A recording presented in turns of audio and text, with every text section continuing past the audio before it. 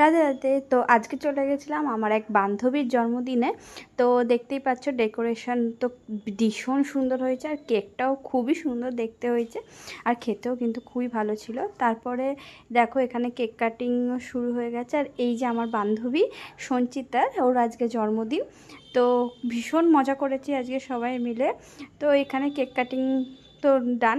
আর এই দেখো কেকটা খুব সুন্দর হয়েছে কেকটা দেখতে। তো তারপরে আমরা খেতে বসে গেছি, আর খাওয়া দাওয়াতে ছিল মিক্স ফ্রাইড রাইস, চিকেন দেখো কত বড় বড় করে ছিল, বেশ ভালো লাগছিলো। আর এখানে দেখো সবাই মিলে একসাথে বসে পড়েছি খেতে, ভীষণ মজা করেছি। আর এই যে বেগুনির সাথে কিন্তু গরম গরম বেগুনির সাথে কিন্তু মিক্স ফ্রাইড রাইসটা খেতে কিন্তু দারুণ লাগছিলো। আর সাথে ছিল চিকেন কষা, যেটা দুর্দান্ত খেতে হয়েছিল।